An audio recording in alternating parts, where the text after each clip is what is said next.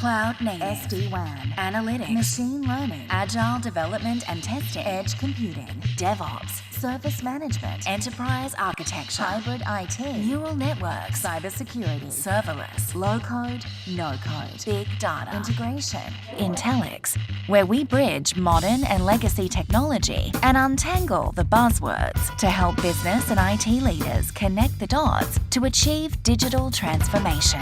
Disclaimer: the perspectives expressed in this show are the independent opinions of the hosts and/or guests and do not necessarily reflect the position of Intellics or any companies mentioned here. And now, your hosts, Charles Arajo.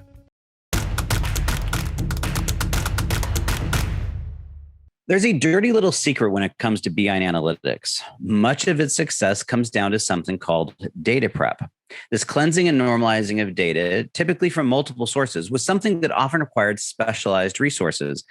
But advances in tooling is changing that, opening the door to a world in which non-technical users can take control of the data prep process and realize faster time to insight as a result. LSP, what do you make of that? Is that what's really happening? Most definitely, Charlie. Something that's really changing the industry today is self-service data preparation. And the reason that's why this is happening. A line of business users are not afraid of data anymore. And then the way the platforms, the BI platforms have been created in terms of bringing in data from business applications or from whatever data source that you have, it has just made it easy for them to have access to this data, number one. The more access to data that they have and the knowledge of the business that they have, they clearly know that there are elements within the data that needs preparation because, like I said earlier, garbage in, garbage out. So a line of business user wants to work on the data, and who better to work on the data than the line of business users themselves, because they understand the inconsistencies within the data and they're able to prepare data. And within the context of what they have to do to get to the insights that they need, there is huge a movement out there. And a line of business user today is more than happy to work and cleanse data and then take it for analysis rather than depend on inconsistent data. So fair enough, but it is still a different, it was a specialized sort of role for a reason, right? It requires a sort of mindset or an approach to look at how you look at the data.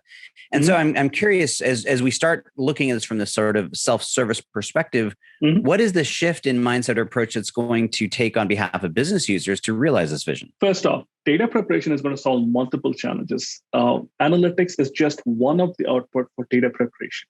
However, if you look at an enterprise data warehouse, for example, before you take all the raw data from different parts of your business into the data warehouse, you need a pipeline where you set it up in such a way that all the raw data from different applications comes into this data preparation layer. You prepare the data and then export it to your data warehouse. That's one pipeline that I can think of. Another pipeline that I can think of is businesses who want to go from, let's say, on-premise applications to cloud-based applications. They need a transitionary phase where they're able to migrate the existing data from the old applications to the cloud-based applications. Or you can even think of organizations going from one SaaS vendor to other SaaS vendor.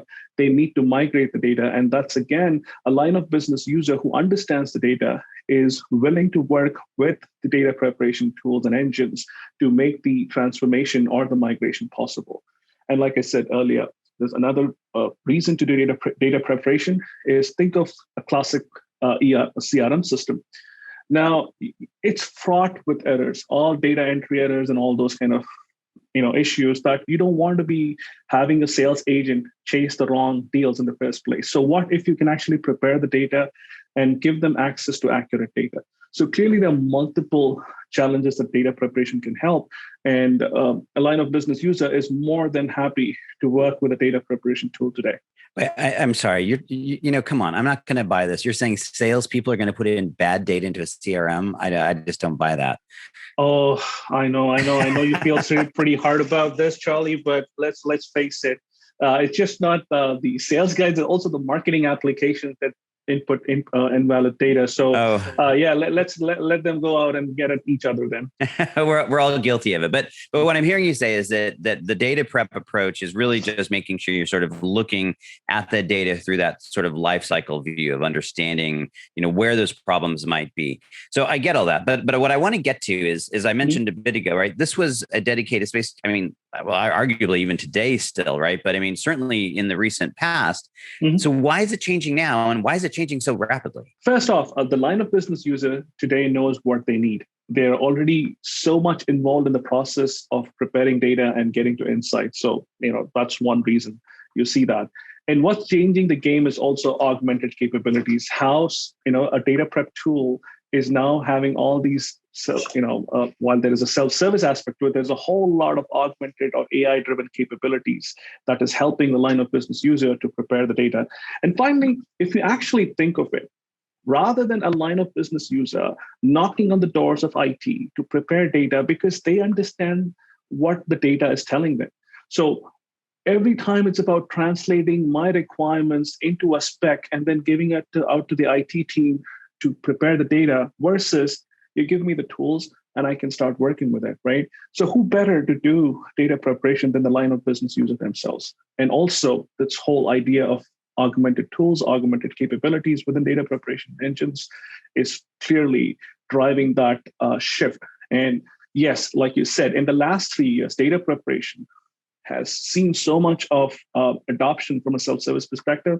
It's been really, really interesting. So, I have to admit, going back to my IT roots, it's never the fun job to have to deal with this data prep work. So, I mean, on the one hand, I sit here and say, well, being able to hand this off or hand this back to the business user. And as you say, they know it better than anybody. I remember having all those conversations like, okay, explain to me why this data is important or how it, and not having to do any of that and just being able to put this in their hands.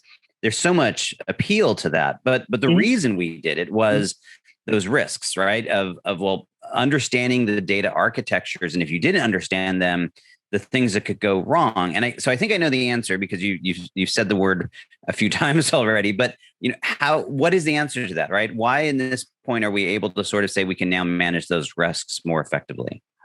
Because, the reason I say that, the reason I'm bullish about this, Charlie, is because today what you're doing with these applications and platforms is you're creating a sandbox within which the line of business user is able to operate. You are not giving them a plumb line directly to the data warehouse from where they're trying to pull the data and make any changes to the data. Instead, you're just bringing it to another layer where they are able to do the transformations and the modeling that they want, and they just take that data set for their business purpose. So you're actually creating a sandbox, and the applications, like I said earlier, multiple times, AI is helping you to kind of curate the kind of data that you want to give access to different parts of business.